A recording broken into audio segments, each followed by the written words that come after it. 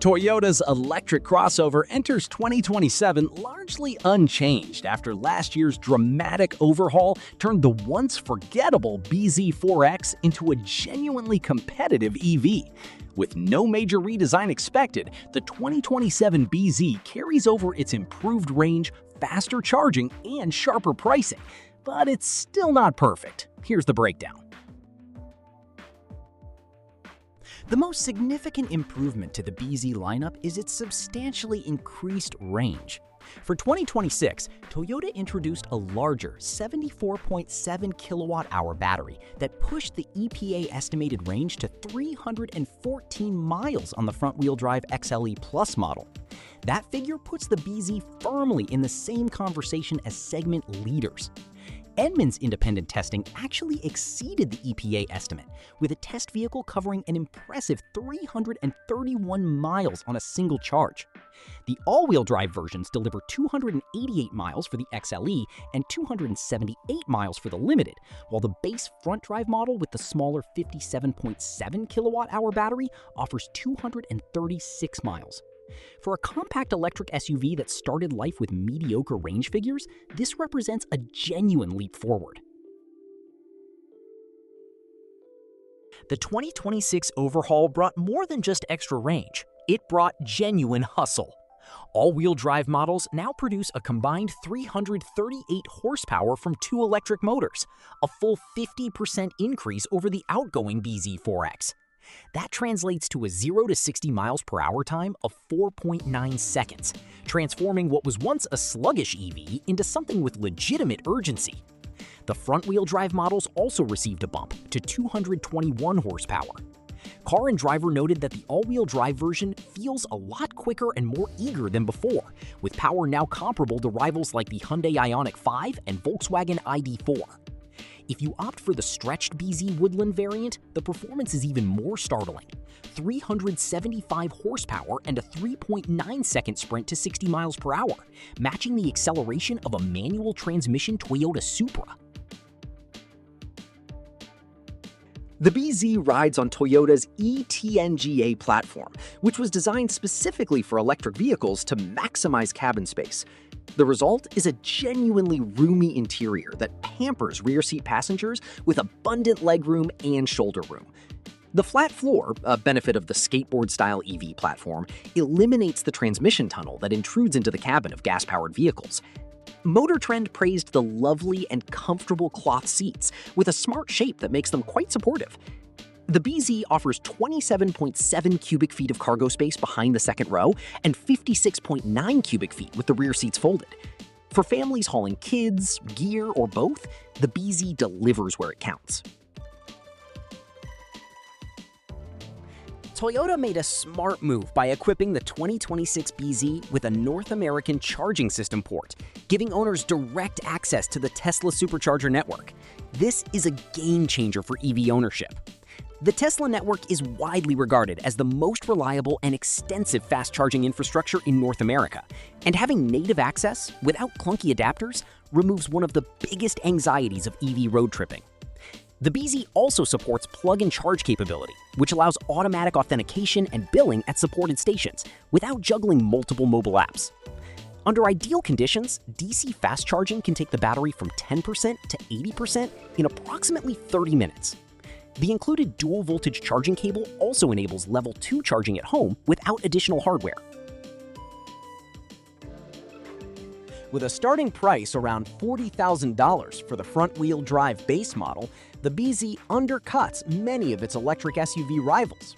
You get a surprisingly well-equipped vehicle for that money, including a comprehensive suite of safety and driver assist features, a large 14-inch infotainment touchscreen, and the peace of mind that comes with Toyota's reputation for reliability.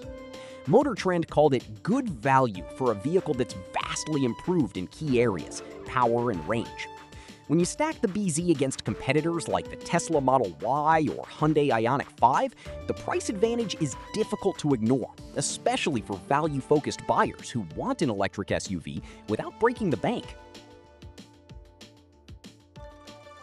This is the single most criticized aspect of the BZ, and reviewers have been remarkably consistent in their complaints. The digital instrument cluster sits at the base of the windshield, rather than in a traditional position behind the steering wheel. To see the gauges clearly, drivers must sit higher and place the steering wheel almost in their lap, an awkward and uncomfortable driving position. Motor Trend's judges called it awful ergonomics and noted that the poor placement forces an unnatural seating posture. The small gauge cluster is also crammed with too much information, making it difficult to read at a glance. It's a puzzling design choice that undermines an otherwise competent cabin.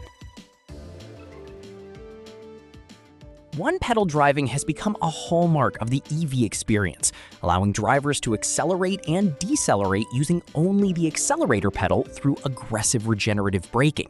The Toyota BZ does not offer this feature.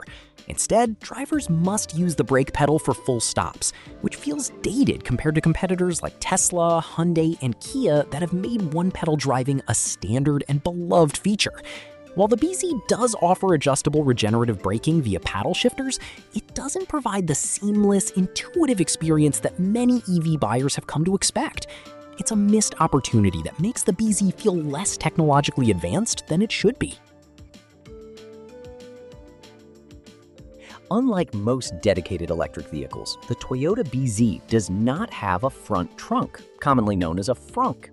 The space under the hood that could have been used for additional storage is instead occupied by mechanical components. This might seem like a minor omission, but the frunk has become a signature feature of EVs, providing a convenient, secure place to store items like charging cables, groceries, or luggage. Its absence is particularly noticeable when you consider that nearly every competitor in the segment, from the Tesla Model Y to the Ford Mustang Mach-E, offers some form of front storage. For a vehicle that otherwise emphasizes practicality, this feels like an unnecessary compromise. Car and Driver summed it up perfectly. The BZ has a non-fat Greek yogurt personality. It's competent, reliable, and inoffensive, but it's also deeply unexciting to drive. The base front-wheel drive model is considerably less quick than the AWD version, with a leisurely 0 to 60 time of around 8.0 seconds. Even the more powerful variants, while quicker, don't deliver the engaging driving dynamics that enthusiasts crave. The steering is light and quick, but the BZ doesn't feel as composed as the Model Y when cornering, and it suffers from noticeable tire slap, wind noise, and gut jiggle over rough surfaces. It's a vehicle that checks boxes rather than stirring emotions. Practical, but not particularly fun. Despite its improvements, the BZ still trails its rivals in several important metrics. The maximum range of 314 miles is competitive, but not class-leading.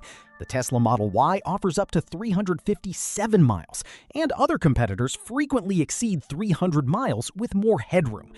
Cargo space is another area where the BZ falls short.